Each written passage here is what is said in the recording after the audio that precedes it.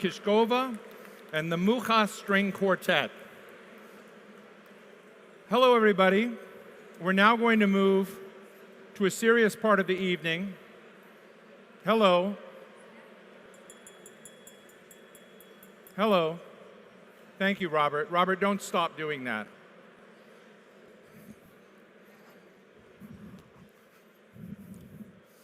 I've been told my mic is extra loud.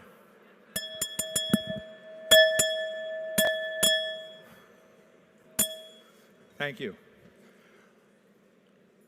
We now have a special video about our first awardee, Madam President Ursula von der Leyen.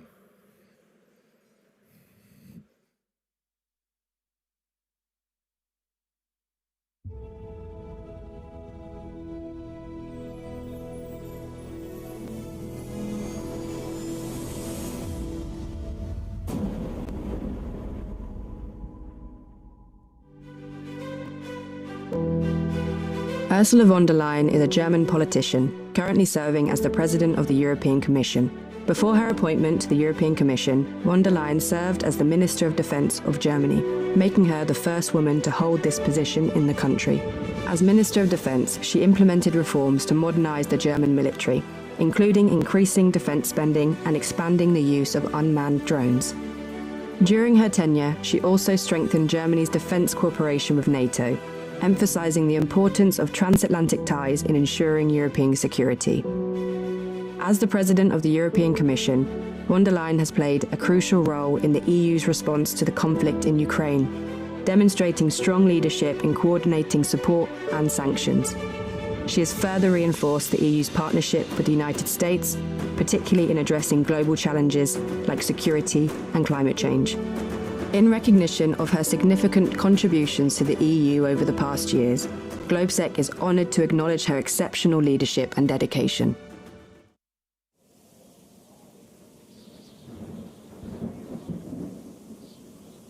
Please welcome to the stage President of the Czech Republic, Petr Pavel.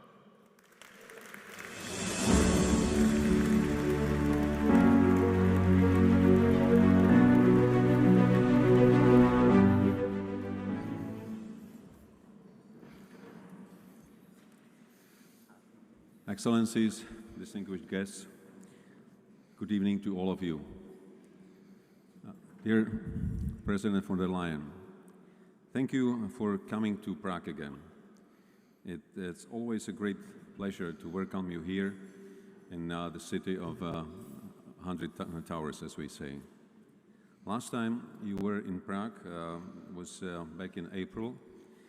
We celebrated in this very hall the 20th anniversary of Czechia and 9 other countries joining the EU, one of the milestones of our modern history.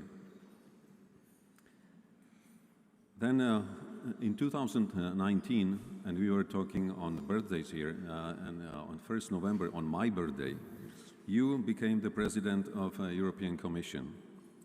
5 years on, the world has changed tremendously. Within weeks of the start of your mandate, the world was hit by one of the deadliest pandemics in our history. 2 years into your mandate, Europe's worst security crisis since Second World War erupted in our continent. Everything we hold most dear, freedom, peace, security, and prosperity, was called into question. And yet, during these challenging times, you have demonstrated resolve, determination, and leadership in persevering the European project and unity of its member states. And I would like to applaud you for that. I value your efforts in saving many lives during the pandemic. As a medical doctor, you knew how to respond when the COVID-19 pandemic caught us all unprepared. Later, you have prescribed another medicine, this time to kickstart the European economy, which helped to save many jobs. You launched the new generation EU instrument, which is financing the economic recovery of Europe. Most importantly, you have been helping to heal Ukraine. Under your leadership, the Commission stood firm with the Ukrainian people and played a key role in organizing the delivery of humanitarian, financial, and military assistance from the Union and its member states. The European Union welcomed over 4 million Ukrainian refugees, and it also ensured effective support for those member states most burdened by the refugee wave. With the Commission's support, reliable energy supplies were secured during the energy crisis, while also reducing dependence on Russia. The European Union adopted 14 sanction packages and immobilized the assets of the Russian central bank, impacting Russia's ability to finance its war machine. This is without precedent. Madam President, today, as in 2019, at the beginning of your new mandate, you do not know what tasks are ahead of you. In fact, nobody does, although we have heard many convincing predictions during today's conference. Nonetheless, I have no doubt you are well prepared to face this uncertain period, in which national unity in many countries will be seriously tested, in the face of a turbulent and rapidly evolving international order, and in the face of technological changes that have the power to transform our lives and the international order. Europe must excel in adapting to new challenges and in deepening existing and building new partnerships around the world. This has always been the main role of the European leaders, but we all feel that today the task has never been greater. The transatlantic bond is crucial in this respect. On both sides of the Atlantic, we share values of democracy, human rights, the rule of law, and economic and political freedom. You fought for those values already when you served as German Minister of Defense, and I know from my personal experience in NATO how convincing you were when you believed these values were at stake.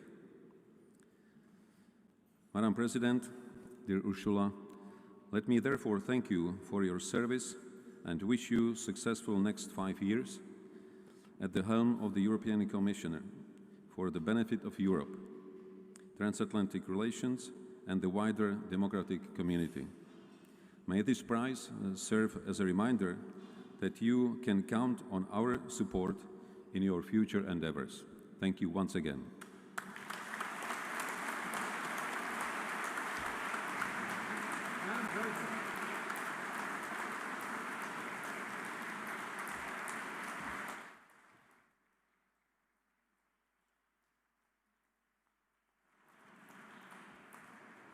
I think we're screwing up. Hold on a second. Come on up here for a second. You got to hand her the award. See, there's the award. You got to hand her the award. There's going to be a photograph. Come on up, guys. Come on up. Willie, come on up. You want to come, Mr. Chairman? And then you can give the speech. Okay? Get the award first. Okay, all of you.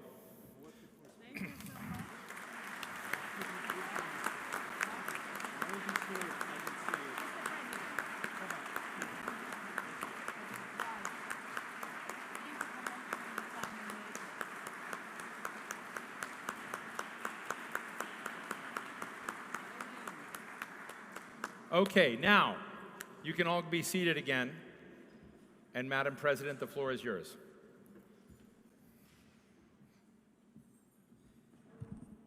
Thank you very much, dear friends. It is a great privilege for me to be here and, Mr. President, to receive the Czech and Slovak Transatlantic Award.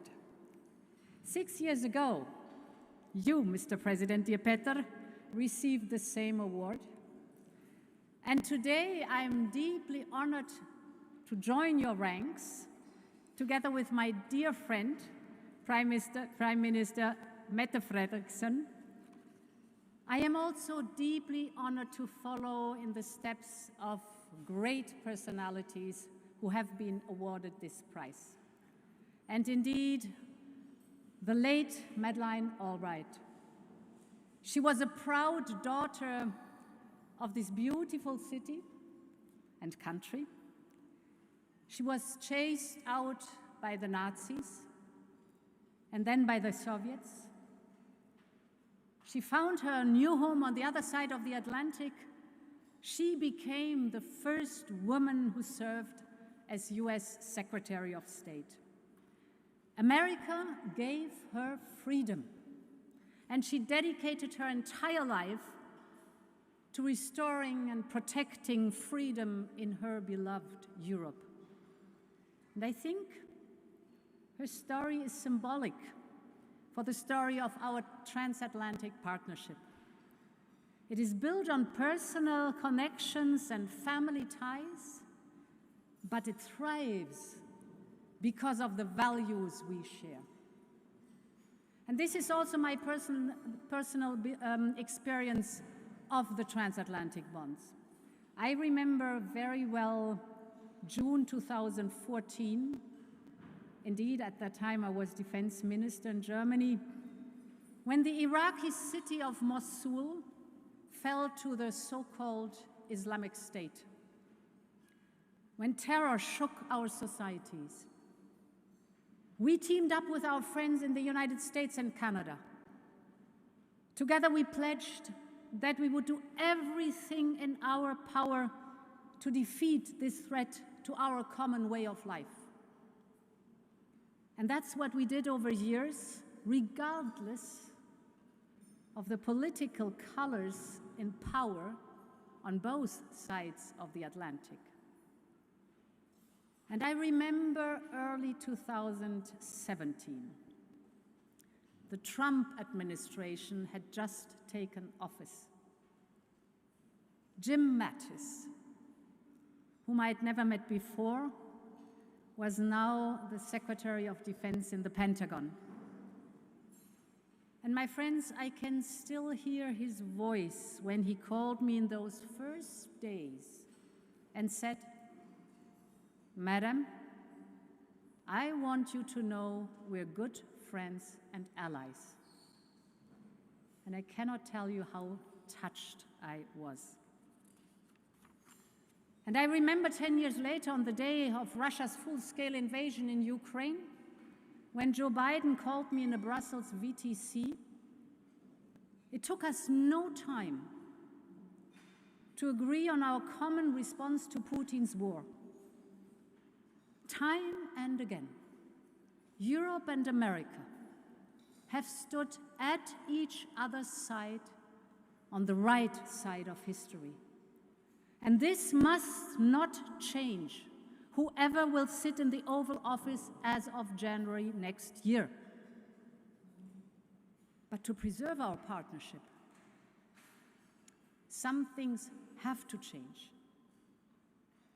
We do not live in the post-World War era anymore, when Europe was on its knees after the Nazis wreaked havoc across our continent. Today's Europe is standing on its feet, and therefore it has to contribute more fully to transatlantic security and prosperity. This is in our mutual interest. On both sides of the Atlantic, we share an interest in Europe taking greater responsibility for our own security. We share an interest in securing raw materials, critical technologies, and global trade routes. We share an interest in building an integrated transatlantic economy with resilient value chains that stretch out from both sides of the Atlantic. Europe has a strong stake in our transatlantic partnership, and we will make it even stronger.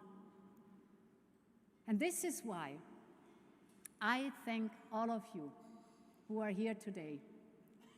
I see this prize not only as a celebration of our transatlantic values, but as an encouragement to keep believing in the transatlantic partnership, to make it fit for a new era. Together we can keep the torch of freedom and friendship alive. So long live Europe and the transatlantic partnership, and I thank you very much for this prestigious and impressive award.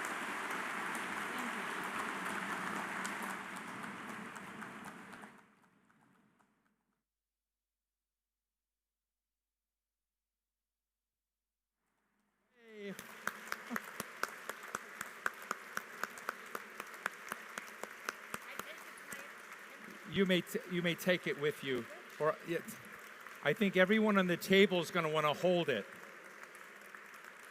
Madam President Ursula von der Leyen, thank you again. Now, we're going to have, in just a little bit, our second awardee. We're going to do that, but we're going to, hopefully you will enjoy the dinner that is coming, and I'm going to invite back to the stage the fantastic Monika Kushkova, but also Saskia Zhihalova and the Mucha String Quartet to entertain you while you receive your main course. And we'll be back shortly. So the Mucha String Quartet, the floor is yours.